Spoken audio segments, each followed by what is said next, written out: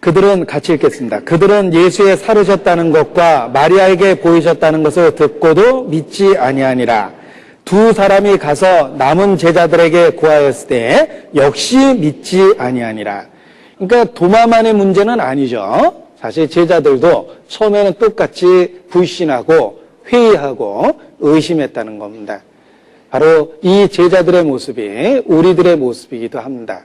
우리는 웬만하면 믿지 않습니다. 사실 거짓이라면 더 쉽게 믿었을 텐데 우리 본성 속에 있는 죄가 진리에 대한 거부감을 나타냅니다. 분명히 옳은 말인데도 듣기 싫어하는 죄성의 작용이 있습니다. 그래서 도마처럼 끈질기게 의심하는 마음이 있을 수 있습니다. 지금도 그러합니다. 모든 것이 다 해결된 건 아닙니다. 우리 안에 본성은 남았고 그 죄성에 오염된 본성이 지금도 불신과 의심을 일으킵니다. 그래서 신실한 동역자를 오해하고 교회에 대한 오해를 하기도 합니다. 또 성경 자체에 대한 판단과 오해를 갖기도 합니다. 그 의심 많은 도마의 모습이 사실 우리 속에 있는 또 하나의 죄성의 표현이다. 이렇게 말할 수도 있는 것입니다. 그러나 죄가 있는 곳에 은혜가 넘쳤습니다. 예수께서 다시 나타나셨습니다. 그로부터 8일 후 예수께서 다시 나타나셨습니다. 그 또다시 나타난 것은 틀림없이 도마를 염두에 두고 나타나신 것입니다. 왜냐하면 나타나시자마자 도마에 대한 이야기를 하기 때문에 그렇습니다. 요한복음 20장 본문을 다시 돌아가서 보겠습니다. 26절입니다. 여드레를 지나서 제자들이 다시 집안에 있을 때 도마도 함께 있고 다행히 이때는 있었습니다. 문들이 닫혔는데 예수께서 오사 가운데 서서 가라사대 때 너희에게 평강이 있을지어다 하고 도마에게 이르시되, 도마를 위해서 나타났기 때문에 도마에게 특별하게 말씀하신 겁니다. 내 손가락을 이리 내밀어 내 손을 보고 내 손을 내밀어 내 옆구리에 넣어보라. 자, 이 말이 사실 도마가 했던 말이죠.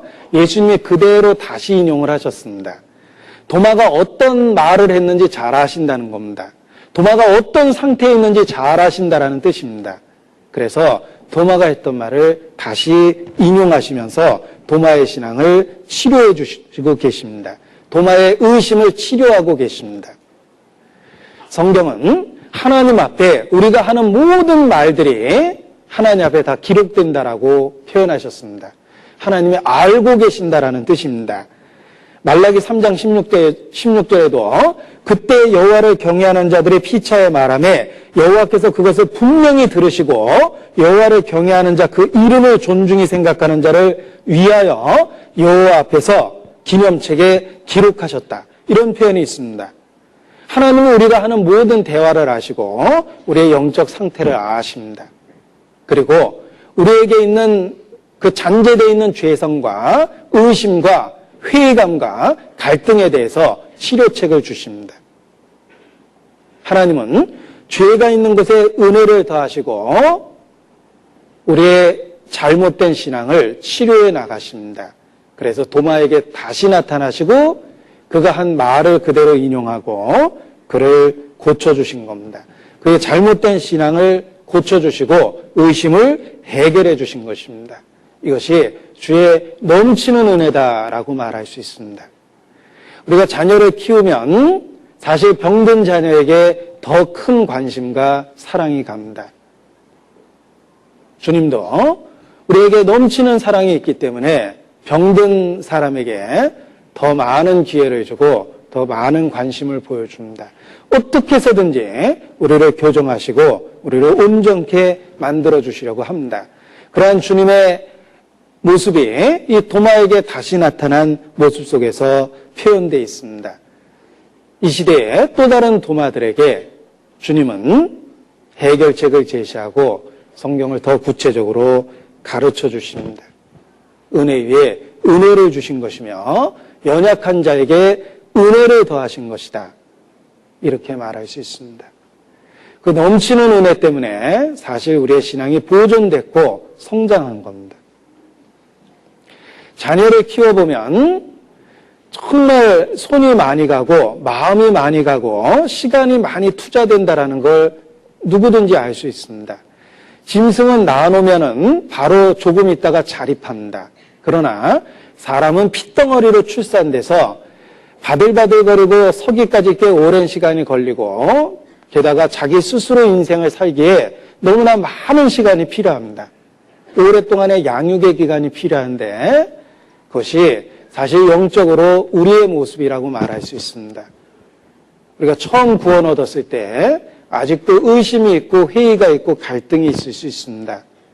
더 많은 성장의 은혜가 필요한데 주님은 그 은혜를 우리에게 주십니다. 도마를 고치신 것처럼 우리를 고쳐나가시고 그리고 우리를 바로 세워주십니다. 그 증거가 이 시간까지 우리의 신앙이 유지되었다는 것과 그리고 처음보다 지금의 모습이 성장하고 성숙했다는 것이 주님이 우리를 양육하셨다는 가장 확실한 증거입니다.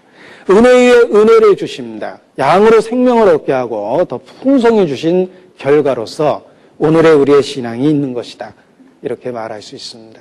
그래서 오래 참으신 주님, 우리의 문제점을 해결해 주시고 감싸 안고 우리의 두려움과 의심을 해결해 주시는 주님에 대해서 더욱 찬송을 힘있게 할 수 있게 되는 겁니다. 예수께서 도마, 병든 신앙을 갖고 있는 의심 있는 상태였던 도마를 은혜 가운데 교정해 주셨습니다. 자, 뿐만 아니라 그날 도마뿐만 아니라 예수님은 예루살렘에 그들에게 머무르라고 말씀하셨음에도 불구하고 제자들을 떠나서 예루살렘을 벗어나는 사람들이 있었습니다. 그들도 가서 데리고 오셨습니다. 그것이 바로 엠마오의 제자들인데 누가복음 24장입니다. 누가복음 24장 13절입니다.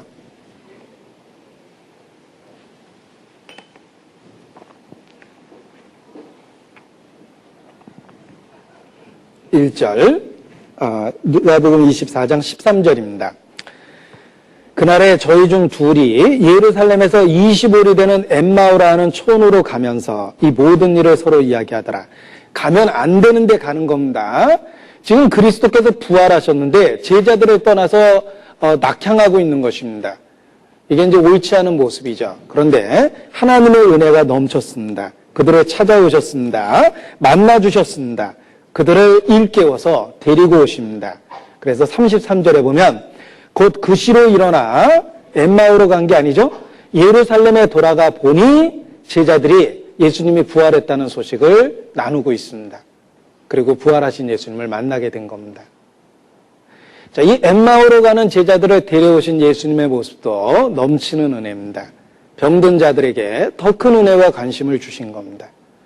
우리가 때로 도마처럼 의심이 있을 수도 있고 엠마오로 가는 제자처럼 혹 무리를 떠나서 방황할 수도 있습니다. 그러나 주께서 넘치는 은혜를 주셔서 우리를 돌아오게 하십니다.